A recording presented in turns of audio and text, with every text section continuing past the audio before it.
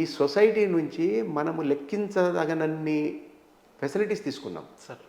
అది తినే ఆహారం దగ్గర నుంచి మొదలు పెడితే కట్టుకునే బట్టలు కానీ ఉండే ఇల్లు కానీ చదివే పుస్తకాలు కానీ పెన్సిల్ రబ్బర్లు కానీ వీటెనక ఎందరో కార్మికుల కర్షకుల శ్రమ ఫలితం ఉంటుంది.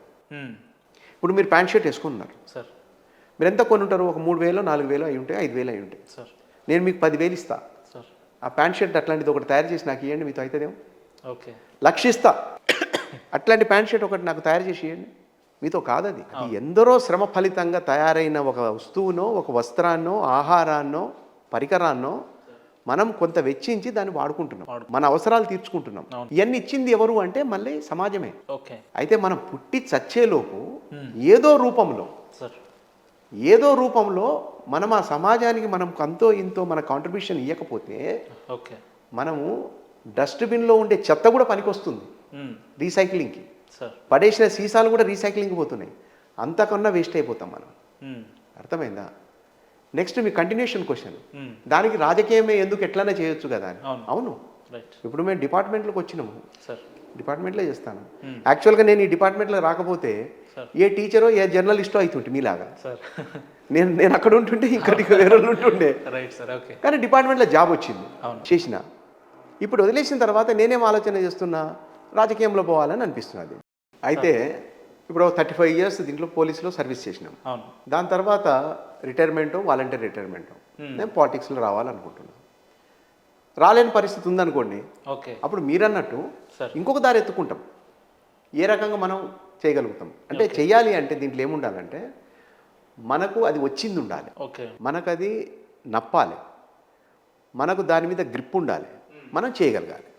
అంతేగాని నాకు ఏమి రాదు నేనేదో చేస్తాను పోయినామనుకోండి ఫెయిల్ అవుతాం. కాబట్టి మనకు అలవాటైంది, మనకు వచ్చింది, గ్రిప్ ఉన్న దాని వైపే పోవాలి. ఇప్పుడు నేను ఫస్ట్ నేను పోలీసులో రాకపోయి ఉండుంటే నేను ఖచ్చితంగా లైఫ్లో సెటిల్ కావడానికి టీచర్నో జర్నలిస్ట్నో అవుతుంటే. ఎందుకు అంటే నాకు ఇట్లా చెప్పడం అలవాటు. ఓకే, టీచ్ చేయటం బాగా ఇంట్రెస్ట్ నాకు. అది ఏ క్లాస్ స్టూడెంట్ కన్నా నేను చెప్పగలుగుతా కూర్చొని. ఓకే, ఒకటి. నెక్స్ట్ నాకు క్వశ్చన్ చేయటం కూడా బాగా అలవాటు. ఇప్పుడు మీరు ఏదైతే చేస్తున్నారో ఇట్లాంటి క్వశ్చన్స్ చేయటం నాకు బాగా అలవాటు. కాబట్టి డెఫినెట్గా ఈ రెండిట్లో వస్తాం. ఇప్పుడు రాజకీయం ఎందుకని మీరు అనుకుంటారు. అవును సార్. అంటే నాకు సర్వీస్ చేయడం కూడా అలవాటు, ప్రజల్లో ఉండటం అలవాటు, ప్రజలతో కలిసి ఉండటం అలవాటు. నాకు ఇంట్లో కన్నా బయట జనాల్లో ఉండటమే నచ్చుతుంది. మా ఇంట్లో కూడా ఇదే కంప్లైంట్, లీవ్లో ఇంటికి వచ్చిన తర్వాత కూడా ఏదో పని ఉందని పోతామంటారు. నాకు అది అలవాటు, నాకు అక్కడ ఉండాలని. కానీ మీరు ఇందాక ఇంటర్వ్యూలో చెప్పినట్టు అన్ని వ్యవస్థలు కల్తీమయం అయిపోయినాయి అని అన్నారు. మరి రాజకీయం కూడా నిర్వీర్యం అవుతుంది కదా సార్? మరి నేను అదే చెప్తున్నా బ్రదర్. ఇప్పుడు మనం మాట్లాడుకుందాం. మీ ఇంటి ముందు ఒక కాలువ ఉన్నది, మీ ఇంటి పక్కన ఒక బురద గుంటున్నది. ఈ కాలువను శుభ్రం చేయించాలనా లేదా? ఎవరో వచ్చి చేస్తాడని మీరు అనుకుంటూ కూర్చుంటారు అనుకోండి, అది ఇంకా పేరుకపోతుంది. సరే, మీకే ఇంట్రెస్ట్ వచ్చి ఇది కొంచెం నీళ్లు కొట్టి తీసేద్దాం అనుకుంటే అయిపోతుంది. లేకుంటే ఒక టిప్పర్ మట్టి తీసుకొచ్చి ఆ బురద గుంటలో పోయించేస్తే బురద మూసుకోవాలి.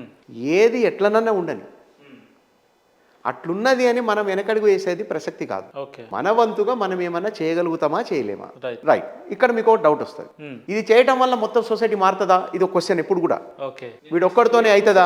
నేనేం క్వశ్చన్ వేయాలనుకున్నా కూడా ఆ క్వశ్చన్ కూడా మీరే చెప్పేస్తారు సార్. ఇది వీని ఒక్కరితోనే అవుతుందా?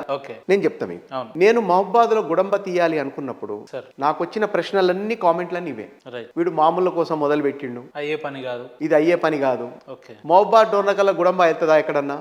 నాకు మెసేజ్ కూడా వచ్చాయి సాధ్యమేనా? You knocked wrong door, you are on wrong way, నీ ఓవర్ యాక్షన్ చేస్తున్నావు, ఇక మూసుకొని ఉండు. మీరు మొదలు పెట్టిన మా ఫ్రెండ్స్ కానీ బ్యాచ్మేట్స్ కానీ సీనియర్స్ కానీ ఈవెన్ మహబాద్లో కూడా నేను ఏమంటా అంటే, నువ్వు పని మొదలు పెట్టాగానే నేను నమ్మాలని రూల్ ఉందా? నువ్వు ఏ ఉద్దేశంతో చేస్తున్నావు, సదుద్దేశమా దురుద్దేశమా? నిన్ను ఎట్లా నమ్ముతాడు అవుతున్నాడు? ఎట్లా నమ్ముతాడు అంటే, నువ్వు ఆ గమనంలో ఉండంగా నువ్వు చేస్తున్న విధానము, నీ మాట, నీ తీరు, నీ యాక్షన్ చూసి ఇది జెన్యూన్ అని అనిపించినప్పుడు నమ్ముతాడు. అప్పటిదాకా నేను ఎవరు నమ్మరు. నువ్వు సగం దూరం పోయి నన్ను ఎవరు నమ్మతలేరు, నువ్వు వెనక్కి తిరిగి వచ్చినావు అనుకో, you are a failure man. నిన్ను నమ్మేటట్లు నువ్వు చేసుకొని వాళ్ళని కలుపుకొని పోయి సక్సెస్ తీసుకుంటేనే అవుతుంది. ఇప్పుడు నాకు మహబాద్కి సంబంధం లేదండి, to be frank I'm telling. నేను అక్కడ పుట్టలే, నాకు అక్కడ స్నేహితులు లేరు, బంధువులు లేరు, నేను అక్కడ చదువుకోలేదు, ఆ ప్రాంతం కాదు నాది. ఖమ్మం టౌన్లో నేను ఎక్కడెక్కడో ఉద్యోగం చేసిన డిఎస్పీగా నాకు అక్కడ పోస్టింగ్ పడ్డది. పోయిన తర్వాత చూసిన దాని మీద నాకు మంచిగా అనిపించక నేను ఒక ప్రపోజల్ పెట్టినా. ఎక్కడ పెట్టిన ప్రపోజల్? ఫస్ట్ నా డిపార్ట్మెంట్లో పెట్టినా. నా సబార్డినేట్ ఆఫీసర్ నా సిఐలు ఎస్ఐల ముందు అరే ఇట్లా అనుకుంటున్నా నేను అన్న. సరే మంచిది సార్ చేద్దామన్నారు. ఓకే. చేద్దామన్నప్పుడు మరి నేను మొత్తం అందరి యొక్క కాన్ఫిడెన్స్ని నేను తీసుకోవాలి కదా, వాళ్ళు నన్ను నమ్మేటట్లు చేసుకోవాలి కదా. నన్ను ఎన్ని కామెంట్లు చేసినా, ఎన్ని తిట్టినా, ఎన్ని అపార్థాలతోని నాకు ట్యాగులు కట్టినా నా పని నేను చేసుకుంటూ పోయినా కాబట్టి మొత్తం సబ్ డివిజన్ 10 పోలీస్ స్టేషన్ల ఏరియాలో ఉండే ప్రజలందరూ కూడా irrespective of caste and community, gender, age అందరూ నా ఎంబటి వచ్చారు. కలిసి పనిచేసినాం, సక్సెస్ తీసినాం. మరి ఒక ఐఏఎస్ ఆఫీసరు డిస్ట్రిక్ట్ కలెక్టర్ స్వయంగా మహబాద్ వచ్చి ఒక మీటింగ్ పెట్టి అందరితో మాట్లాడి ఇక్కడ 90% గుడంబా వెళ్ళిందని అనౌన్స్ చేయటము, this is the first గుడంబా eradicated division in the Telangana state అని అనౌన్స్ చేయటము, మరి అది చిన్న విషయం కాదు కదా, ఉట్టిగా అయ్యే పని కాదు అది. అంటే నీ నిబద్ధత, నీ నిజాయితీని నువ్వు నిరూపించుకుంటేనే నీ వెనక నడిచి వస్తారు. నీ అధికారం ఉందనో, నీ కాడ డబ్బు ఉందనో నువ్వు చెప్పినావంటే 4 రోజులు వస్తారు, తర్వాత నువ్వు ఒంటరివే ఉంటావు. నువ్వు ఒంటరిగా నడిచినా సరే నువ్వు కష్టపడుతున్నది చూస్తేనే నీతో నలుగురు నడిచి వస్తారు. అంటే ఇదే ఫార్ములా మీరు రాజకీయాల్లో కూడా ఇంప్లిమెంట్ చేయాలనుకుంటున్నారు? ఏమో చేస్తారు డెఫినెట్గా. రాజకీయాల్లో అంటే దేని టాలెంట్ దానికే ఉంటుంది. మనం అన్ని సూత్రాలు ఒక పద్ధతిలో పోవు, ఒకటే సూత్రం అన్నిటికీ పనికిరాదు, అంతే కదా. పామంత్రం పాల్గొంటే తేలిమంత్రం తేలుకుంటుంది. దేని మాత్రం సరే, మీరు క్రియాశీలక రాజకీయాల్లో రావాలంటే ఏ పార్టీ నుంచి మీరు పోటీ చేసే అవకాశాలు ఉన్నాయి సార్? అంటే ఇప్పుడు ట్యాగ్ కడతారు, ఇక నాకు స్టిక్కర్ వేస్తారు. అంటే మీరు ఇప్పుడు చెప్పండి ప్రజలకు తెలవాలి కదా సార్. ఒకవేళ అవకాశం ఉంటే ఏ పార్టీ నుంచి మీరు పోటీ చేస్తారంట? అంటే ప్రస్తుతానికి నేను అనుకుంటుంది ఏంటంటే, అంటే మా కుటుంబం అంతా కూడా సాంప్రదాయ కాంగ్రెస్ పార్టీ కుటుంబం కాబట్టి మా బ్యాక్గ్రౌండ్ అంటే జనరల్గా అంతే ఉంటుంది కదా. అయితే ఒకటి కుటుంబంతో నడుస్తాం, ఇంకోటి మన ఇష్టాలు సిద్ధాంతాల మీద నడుస్తాం. మా నాన్నగారికి జలగం వెంగళరావు గారు దగ్గర సన్నిహిత్యం ఉన్నది. తర్వాత నాగర్ కర్నూలు ఎంపీ, ఒకప్పటి పిసిసి ప్రెసిడెంట్ మల్లు అనంతరాములు గారు మా ఇంటి పక్కనే ఉంటుండే. మాకు ఆయనతో బాగా క్లోజ్ రిలేషన్ ఉంటుండే కాబట్టి మా ఫ్యామిలీ అంతా కూడా మొదటి నుంచి కూడా కాంగ్రెస్ ఫ్యామిలీ. మేము దాంట్లోనే పెరిగినాం, దాంట్లోనే వచ్చినాం.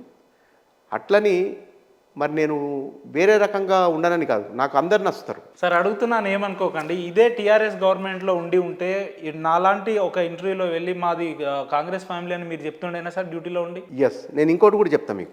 నేను బహిరంగంగా మాట్లాడే మాటలు చాలా ఉంటాయి. మీరు చాలా తక్కువ అడుగుతున్నారు నన్ను అసలు. మీరు నన్ను చాలా తక్కువ అడుగుతున్నారు. నేను చాలా మాట్లాడతా బహిరంగంగా, అర్థమైందా? ఎందుకు మాట్లాడతా అంటే ఎవరిని ఇబ్బంది పెట్టి మాట్లాడా. ఎన్టీఆర్ గారిని చాలా ఇష్టపడతా, రాజశేఖర్ రెడ్డి గారిని ఇష్టపడతా, కేసీఆర్ గారిని ఇష్టపడతా, చంద్రబాబు నాయుడు గారిని ఇష్టపడతా, జగన్ని ఇష్టపడతా. అంటే ఎందుకు మరి అన్ని భిన్న కోణాలు, భిన్న వ్యక్తిత్వాలు ఉన్న మనుషులే కదా. రేవంత్ రెడ్డి పేరు రాలేనట్టుంది. రేవంత్ రెడ్డి రాజకీయం ఇప్పుడే కదా స్టార్ట్ అయింది. రేవంత్ రెడ్డి గారు సీఎం అయిన తర్వాత ఇప్పుడే కదా రాజకీయం స్టార్ట్ అయింది. రేవంత్ రెడ్డి గారిని వ్యక్తిగతంగా మాట్లాడాలి. మీరు రాజకీయం అన్నారు కాబట్టి నేను రాజకీయం చెప్పిన. రేవంత్ రెడ్డి గారి వ్యక్తిత్వం అంటే నేను అదే చెప్పుకొస్తున్నా. మీకు తొందర ఉన్నది, బాగా క్వశ్చన్ అడుగు. మీరు ఏమన్నా చూడండి, ఎవరినన్నా కలవండి. ఒక ఇబ్బందికరమైన పరిస్థితి ఉండే సినిమా అయినా కూడా, అశ్లీలమైనదైనా కూడా, దాంట్లో నుంచి మీరు ఏం గ్రహించాలనో అది మాత్రమే గ్రహించాలి. నేను 100 రూపాయలు పెట్టి చూసినా కాబట్టి దాన్ని అంతా మోసుకొస్తా అంటే నేను ఎత్తంత పాడైతుంది. అట్లనే ఒక వ్యక్తుల్ని, ఒక పెద్దోళ్ళని కానీ, మన స్నేహితుల్ని కానీ, మన తోటి పనిచేసే కొలీగ్స్ని కానీ మనం చూసినప్పుడు వాళ్ళ దగ్గర నుంచి మనం ఏం తీసుకోవాలనో అదే తీసుకోవాలి. అందరికీ ఉన్నట్టే ప్లస్ మైనస్లు అందరికీ ఉంటాయి.